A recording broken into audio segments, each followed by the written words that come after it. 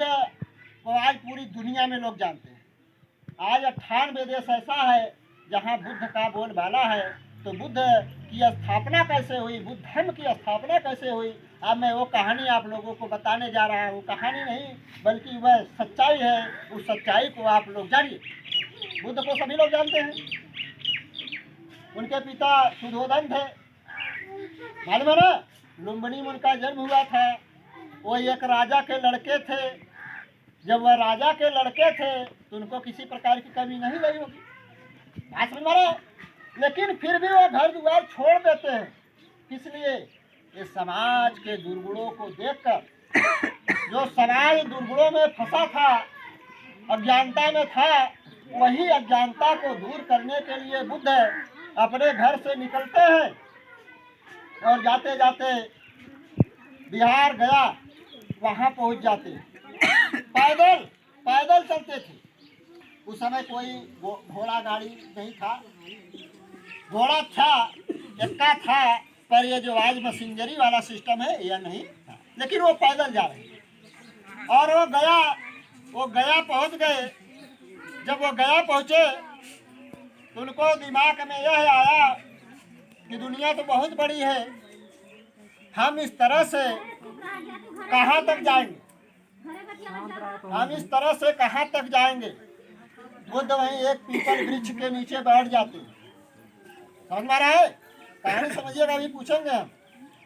बुद्ध वहीं पीपल के नीचे बैठ जाते हैं और सर्च करना शुरू करते हैं, दिमाग लगाना शुरू करते हैं। बल्कि भूखों प्यासों कई दिनों बीत जाता है। कई दिनों भूख से परेशान हो जाते हैं। उनकी शरीर और दुबला और पतला हो जाता है। आप लोग शांत रहिएगा, कोई नहीं बोलेगा।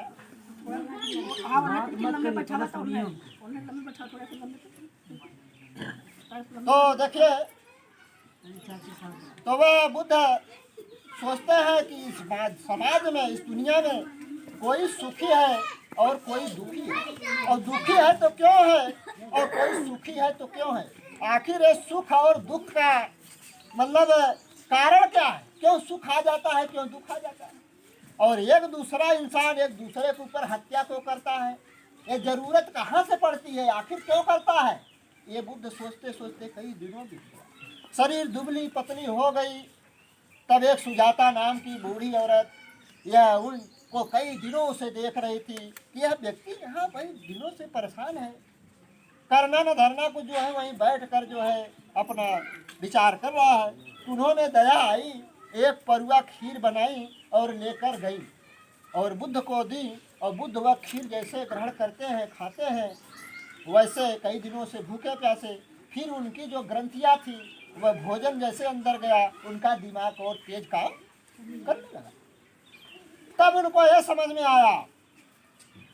आ गया कि वास्तव में इस दुनिया में, इस संसार में, इस भोजन की लड़ाई के चक्कर में ये एक दूसरे के ऊपर मार काट देता है। एक दूसरे को दुख दिया जाता है और एक दूसरे को सुख दिया जाता है।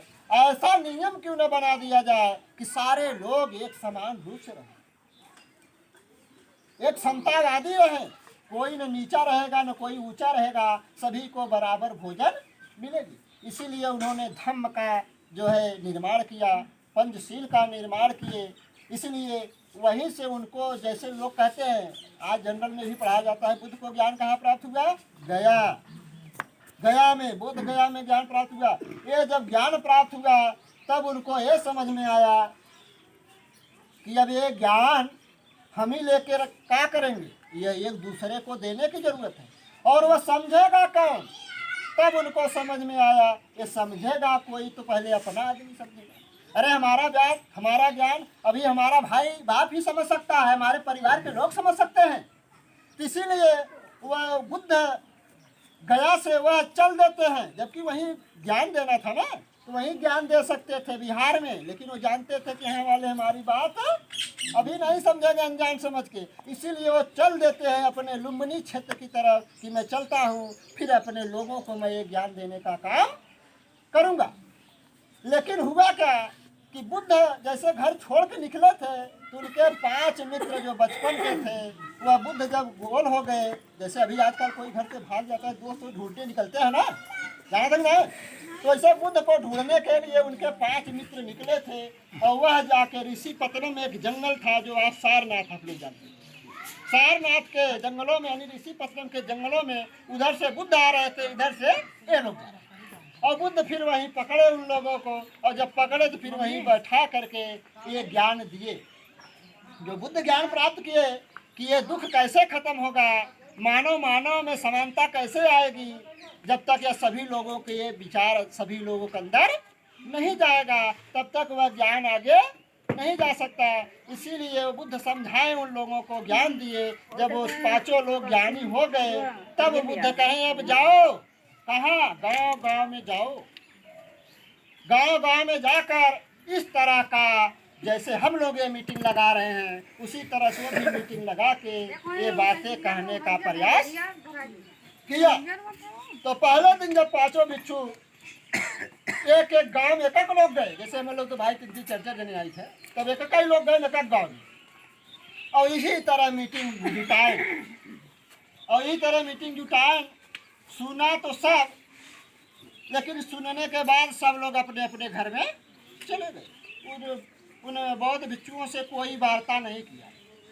ये बौद्ध भिक्षु लोग बहुत निराश हो गए कि सुनने तो सुने लेकिन कोई जो है बात जो है सही से नहीं सुना, लोग इधर उधर भागते चले गए, फिर घरों में चले गए, कोई चर्चा नहीं किया। ये बातें जाके बुद्ध को बताने लगे कि बुद्ध जी कोई बात सुना नहीं, सभी लोग अपने अपने घर में भाग गए, हमें तो लगता है कि यह कोई समझेगा नहीं, इतना कठिन चीज़ें कोई समझेगा नहीं। लेकिन बुद्ध कहते हैं नहीं, जाओ, दोबारा जाओ, दोबारा जाओ। यह मानव है, इस मानव के दिमाग में जो चीज़ बार बार, जो शब्द बार बार कहोगे उसी शब्द का स्थापना होता है। फिर वो 5 भिक्षु फिर अपने अपने उसी तरह से गांव में गए। जब फिर गए, जब फिर इसी तरह से मीटिंग जुटाए, तो मीटिंग जब जुटाए तो फिर बात वही अपनी समानता की कहे, धर्म की बातें बताए, एकता की बात बता रहे थे, संघ की बातें बता रहे थे। लेकिन वो लोग जो है उठे और बौद्ध भिक्षुओं को डांट कर भगा दिए, डांट दिए, जाओ, आ रहे हो यहाँ फालतू हम लोगों का समय नष्ट कर रहे हो, इतना कोई चीज खाली नहीं है, कोई आप लोगों का भाषण सुनने को तैयार नहीं है, जाओ, ये फालतू बातें। फिर गए सब बुद्ध के पास 5 जने, कहें कि अब हम ये सब काम नहीं करेंगे, तो सुनने वाला कोई नहीं है।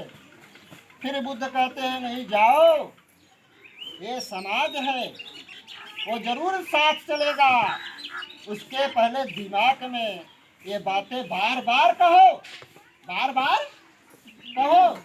फिर वो लोग आए तीसरी बार, तीसरी बार जब आए, तीसरी बार भी इसी तरह से मीटिंग लगाए कि तीसरी बार जनता उठी और गाली गलौज करते हुए वह भगा गई। गाली गलौज करते हुए, गाली गलौज करते हुए भगा दिए। तो जब तीसरी बार गाली गलौज खा के फिर बुद्ध के पास गए, जब फिर बुद्ध के पास गए तो बुद्ध से कहने लगे कि आज तो हमें गाली दे दिए, अब हम ये काम नहीं करेंगे, अब हम ये काम हम नहीं करेंगे। फिर बुद्ध कहते हैं जाओ, आपने सिर्फ गाली खाया है ना, मार तो नहीं खाए हो, गाली दिया है, गाली देने से कुछ नहीं होता है। उसने गाली दिया है तो आपने लिया नहीं, जब आपने लिया नहीं तो गाली उसी के पास रहेगी, इससे आपको मतलब परेशानी नहीं होनी चाहिए, जाओ, फिर जाओ। जब फिर जाते हैं चौथी बार, तो चौथी बार फिर ये जनता ऐसे मीटिंग में आती है और खड़ी होती है, फिर बहुत भिक्षु लोगों को बराबर कुटाई करती, मार खाते हैं। जब मार खाते हैं, मार खाने के बाद फिर तब बुद्ध के पास जब जाते हैं, कहते हैं बस अब ये काम हम नहीं करेंगे, आज तो मार हम लोग खा गए, अब ये काम हम नहीं कर सकते। तब जो है बुद्ध कहते हैं अरे जाओ, ये मानव है, ये समाज है, उसके दिमाग में बार बार जो चीज भरी जाती है वही चीज की स्थापना होती है। फिर जाओ, आपने मार खाया है लेकिन मरे नहीं हो, लेकिन मरे नहीं हो, जाओ। फिर वो लोग जो है आते हैं, पांचवी बार जब आते हैं इसी तरह से मीटिंग लगाते हैं, पांचवी बार ऐसा होता है कि बुद्ध को 2-3 महीना कोनो सूचना ना मिला, कोनो सूचना ना मिला कि सबे कहाँ है कहाँ ना है, बुद्ध के कोनो खबर ना गए। और जब बुद्ध के कोनो खबर ना गए तब बुद्ध के ही पता चल जाता है कि अब ये कारवा चल चुका है, शुरू हो चुका है। जैसे 2-4 महीना 4-5 महीना बीतता है, फिर उसी बौद्ध भिक्षुओं के पीछे से जो है 55-600 पीछे से लाइन लगा के बुद्ध की तरफ ले जा रहे हैं।